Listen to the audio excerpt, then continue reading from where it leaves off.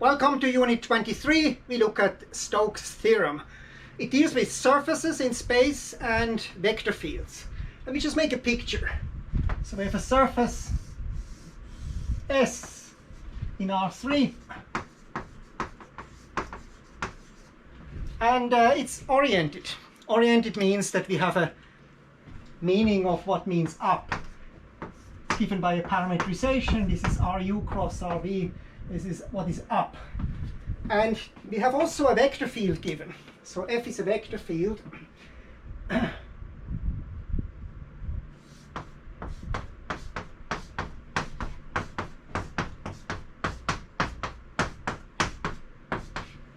is a vector field in space, PQR, vector field.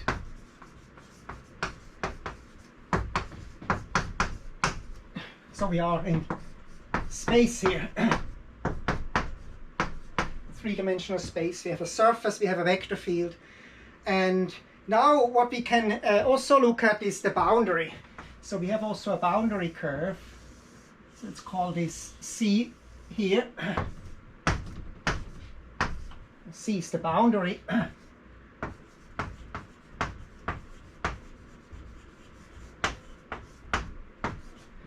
So it's a curve which is oriented in such a way that the surface is to the left.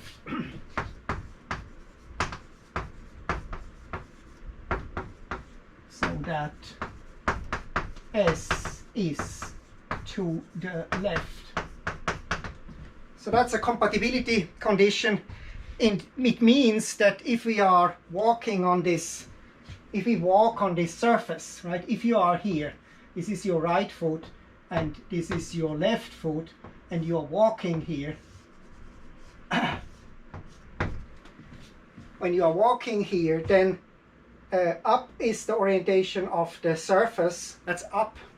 So that tells us what is up.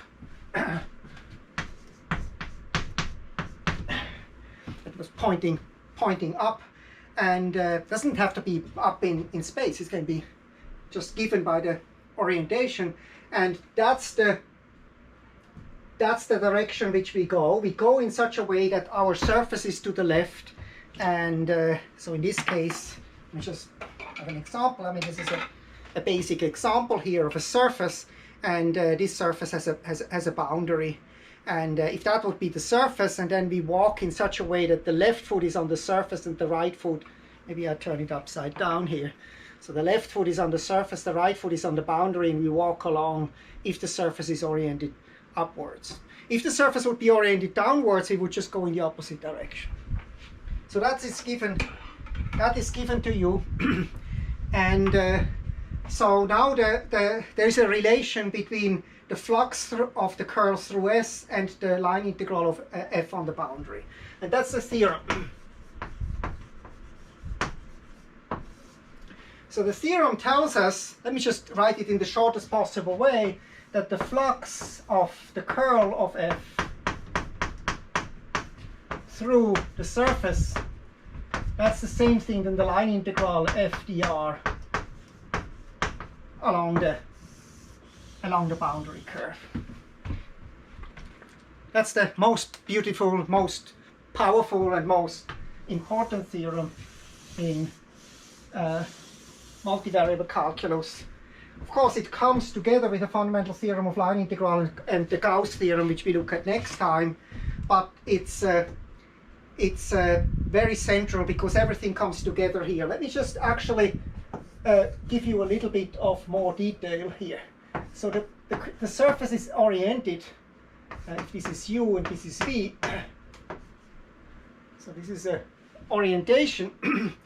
And this defines the orientation. So the green vectors RU cross RV, this is what is up. It's usually called N. That's what is up. So that's these green vectors which we have here, which I draw here. That's given to you. If you give a parametrization of the surface, like here, this is the region R, which is mapped into the surface S, then this relation holds. And let me just write this down in more detail. This means that the integral, double integral of R, and then we take the curl of f, this is a vector field, evaluated at R of u of v at the point dotted with Ru cross Rv du dv. And this is the same thing then the line integral along C. Maybe we integrate from 0 to 2 pi here, and then we take f of R of u and f of R of t. So there's only one parameter here for the parameterization of the curve. Just make this R of t, and then R prime t dt. Let me just write this. This is the detailed expression here, more detailed, written out. So this is a flux integral.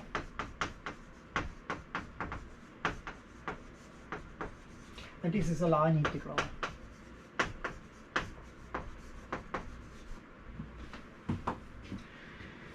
And the reason why it's kind of the highlight and kind of the mountain peak of all these theorems and all the results we have done is because everything comes together here. So we have the curl, we have a parameterization of a surface, we have a parameterization of a curve, we have a cross product, we have a dot product, we have a triple scalar product, which is volume here. We have here a dot product, and we have vector fields, we have curves. So one-dimensional integration, two-dimensional integration, a lot of things come together. So this is Stokes theorem, and by the way, that's George Stokes who has done that. So there were many people involved, also other mathematicians and physicists like Ampere have been involved, and it's very much also related to electromagnetism and fluid dynamics. Okay, let's look at the basic example where we can compute both things. I will take a very simple surface, and the surface is just given by a paraboloid. So I take here R of u and v. I take just u, v, and then we take maybe 1 minus u square minus v square. So this is this paraboloid, and we take u square plus v square is smaller or equal to 1. So this gives us a nice surface S here, and it is in the, so this is x, this is phi, this is c, and so that's the surface S here.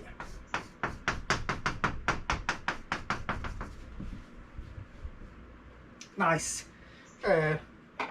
paraboloid, like here, one paraboloid. So there's also a curve here, because u square plus v square smaller than 1. This means the boundary here is just the unit circle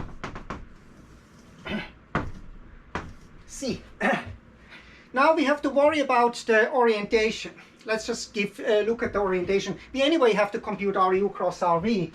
So Ru cross Rv, that's just 1, 0, minus 2u, cross it with 0, 1, minus 2v, which is the vector. What we get is, actually we get 2u here, we get 2v, and we get 1. So we were actually lucky here. The orientation is pointing upwards. Lucky depends on your perspective. If you wanted to have the surface oriented upwards, then this would be the right orientation, the right parameterization. Otherwise, we would have just to parameterize with UV switched, for example. But then we have the boundary curve is just a circle. So C is the boundary curve, which is a circle which we can parameterize. R of t is equal to. So it's in the xy plane. We see that when u and v, u square plus v square is equal to 1. That's the boundary here, and the z component is 0. So we get cosine t, sine t, and 0. And we have 0 smaller than t smaller than 2 pi. So now we have everything together to compute both sides. By the way, most of the time we don't compute both sides of Stokes theorem. So here in this case, in this basic example, I want to do both sides. So I want to compute first of all the flux. So compute the flux.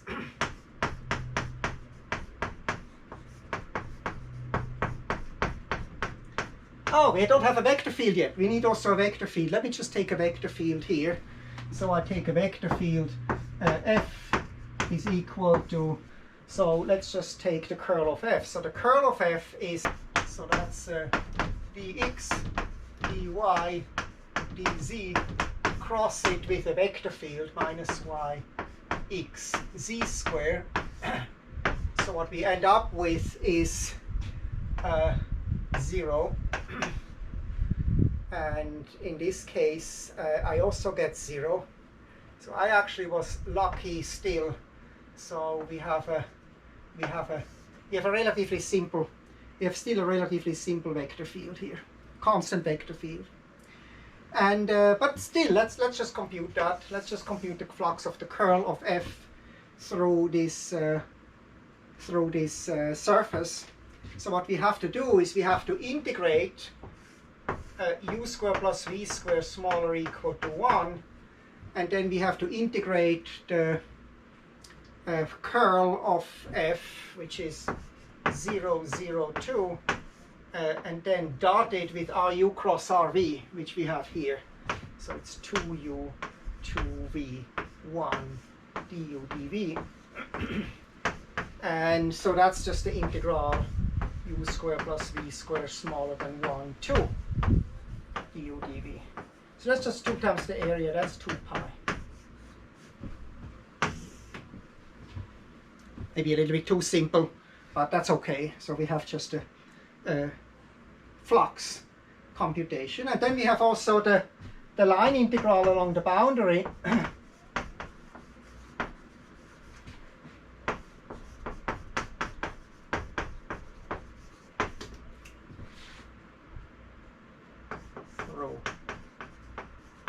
S, and here a line integral of f along c. So what we have here, everything together, so we have the integral from 0 to 2 pi, and then we take f of r of t, which is here minus y, so that's x and y and z. Minus y is minus sinus t, x is cosine t, and z is z square is actually, in this case, it is actually just 0. So we are still lucky here with the setup, and then we actually have to multiply this with r prime, and so let's do that. Also, we have that also here. So r prime t, we have done that a couple of times already. Minus sinus t cosine t. So we have to multiply with r prime minus and then 0. Sinus t cosine t 0 dt, which is equal to the cosine square plus sine square is 0 to 2 pi 1 dt, which is 2 pi. So we see here in this case that this is the same thing. So the vector field in this case was this a beautiful vector field which we already have seen, kind of, but it's a little bit different. It also gets bigger when, so it is kind of curling up. So the vector field is kind of curling up like that, and has this the flow lines are like that, but they are getting faster, jumping up faster when you are getting higher because of the z square here. Okay, here is a typical problem. We want to compute the flux of the curl of some vector field through a crazy surface like here. This surface looks a little bit like a sphere, but it has this x to the z to the 8 here. So you could not use spherical coordinates to compute this. So that's the surface. And we also should say oriented upwards here.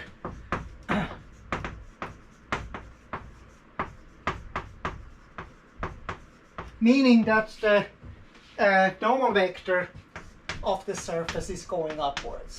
So that's just what we assume. That's the problem should say that. If it is not saying that, the problem is not a good problem. It's not defined. And so we have also a boundary curve. That's the boundary curve of this surface here. So S, C. C is the boundary curve. Of course, we use Stokes theorem. That's kind of what we do. It would be crazy to compute the flux integral. Flux, crazy. So we don't want to do that, but we want to compute with Stokes theorem. So Stokes theorem tells us that this curl of f ds, that's equal to the line integral along the boundary c f dr. So you see, we don't even have to compute the curl. We already have given f, and f is already kind of the boundary curve is already we can parameterize it as like before cosine t sinus t 0, and it's the right orientation, because that means if you are walking here on the surface, then we walk here on the surface, then the left foot is on the surface, the right foot on the boundary, and we're walking here, and the orientation is upwards. So that's good. So this we can compute here, and we can actually compute the right hand side. We can compute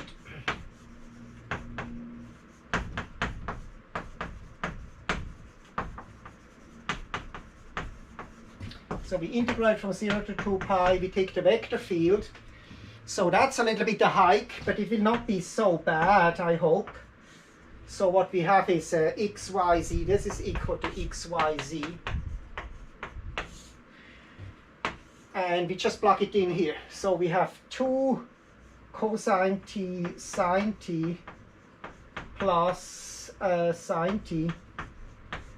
And then z is 0. So that's 0 times sine of cosine t. That's fortunate that we have a 0 here. But then x squared plus y squared plus c squared, that's equal to cosine squared t plus sine squared t plus 0 squared. We dot that with to put r prime. So we have also to put r prime here. R prime of t is minus sinus t cosine t 0. And then we have to put the minus sinus t cosine t 0 dt. That's the integral from 0 to 2 pi minus 2 cosine t sine squared t, and then plus minus sine squared t. This goes to 0 here, because the antiderivative here is sine cubed t, so this gives us sine cubed t third, 2 sine cubed t third from 0 to 2 pi, which is equal to 0. So that part is equal to 0, and that part gives us pi, so that's equal to minus pi, with the double angle formula. For the double angle formula again, so that's minus pi. So the result is minus pi.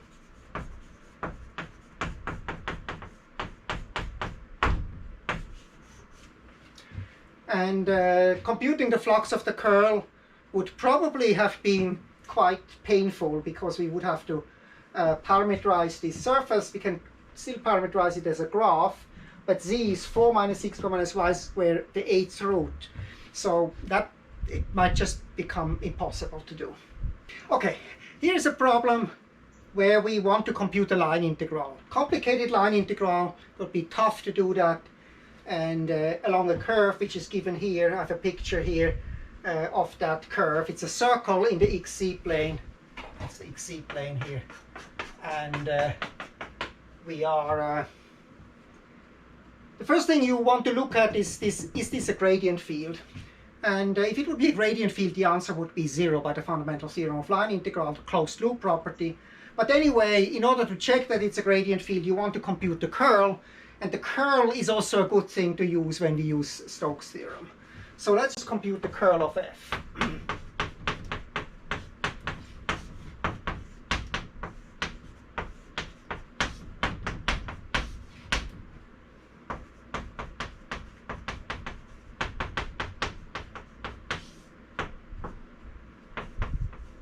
Looks bad, but it will actually be nice. Has been designed, but it's nice, I hope. So dy of that minus dz of that, that's 0. For the second component, we have to take that negative, minus 2z squared minus 2x squared. And for the last component, finally, we take this minus this, which is minus 1. So that's the curl. And if you want to use Stokes theorem,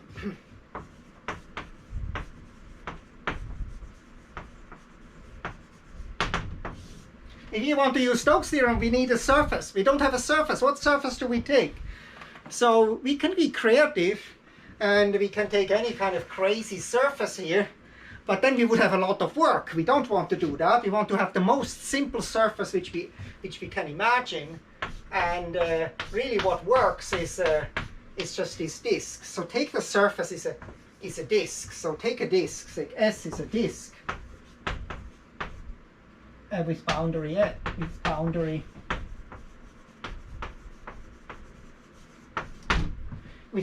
C. So how do we parameterize it? This is a graph over the xz plane. So it's R of u and v. Why don't we take u and v is uv 0. So now we have to worry about the orientation here.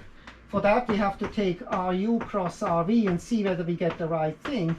So this is 1 0 0 cross 0 0 1, which is equal to 0, which is equal to minus 1 0. So in this case the orientation of that surface parameterized like that is going, I made this green here, so that goes like that. That's n. That's ru cross rv for the surface. So let's just see whether this is compatible. So when we look at that thing, so this is if we go like that, if you just turn it around, so we go like that, and then that is going for. So I'm trying to turn this. It's a little bit hard to do, but that's the thing. It's oriented in that way. So I'm actually trying to turn this in such a way that it goes like that, and then you see the shiny part is up. So it's often hard to kind of match this correctly, but I think we actually have the right orientation. We were lucky to have the right orientation. If you don't have the right orientation, don't fret it and just change the sign in the end.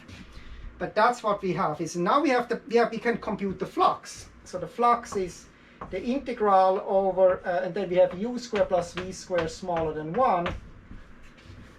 And then we can take the curl of f, which is u 0, and then minus 2u squared minus 2v squared 1.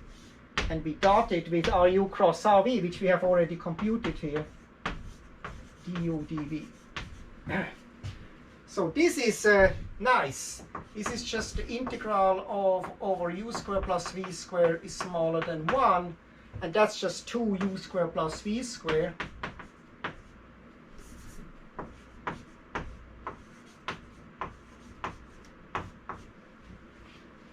I think I can do that on this line here still.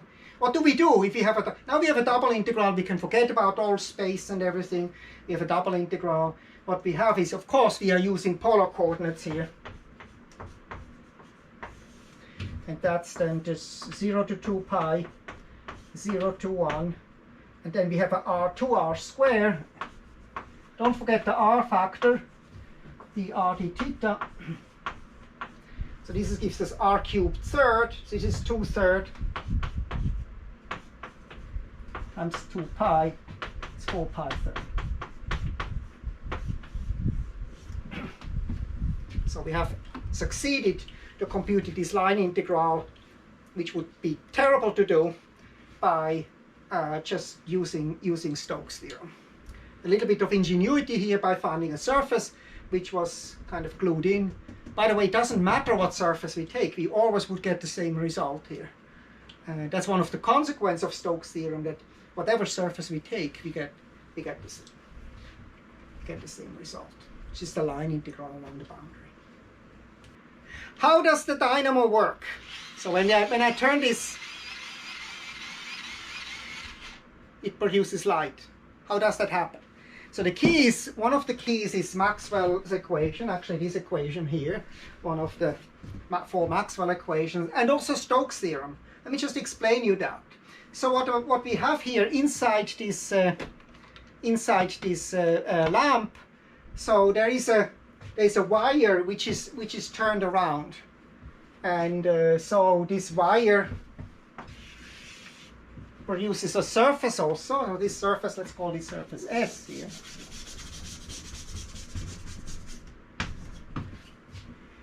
And what we have is, we start with this basic Maxwell equation, which says the curl of an electric field is minus, so the curl of an electric field is minus d over dt of the magnetic field. Ampere's law, one of the Maxwell equation. And we can now look at the flux of the flux of B through S. So the flux of B through S, that is given by just the rate of change of the flux of the three. So the change of the flux through S is given by d over dt, the rate of change, and then we integrate over S, and then we have B ds. So that's the flux of the, it's called magnetic flux here. And that's the rate of change of the magnetic flux. So if I'm turning this wire around, this flux changes. So it changes, the flux is kind of, you see that when the vector field is kind of just perpendicular to the surface, we have maximal flux. If the wire is like that, just parallel to B, then there is no flux. So this flux changes. And now what the Maxwell equation tells us, this Ampere law tells us, is that we can actually just plug, let's just write that down here, as d over dt b ds. So that's minus s curl of E ds. So I should say E is the electric field here, and B is the magnetic field.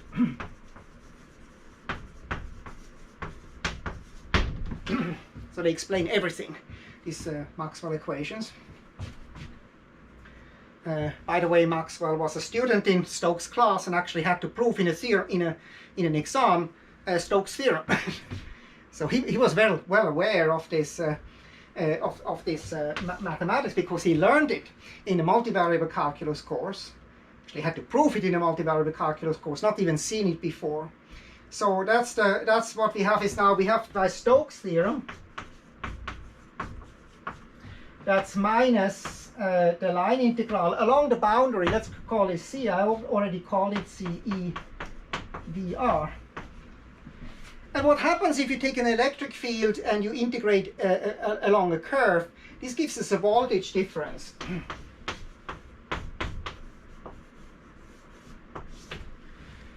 So what this derivation tells us, we get some voltage here, so I can actually put here a lamp, and it produces light.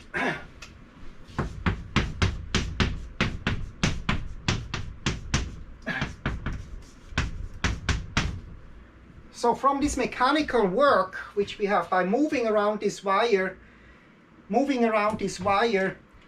happens is there are electrons going here through the wire, heat up that wire and makes it glow, and that's how lamps, at least in old times, worked. Nowadays we have LED lights.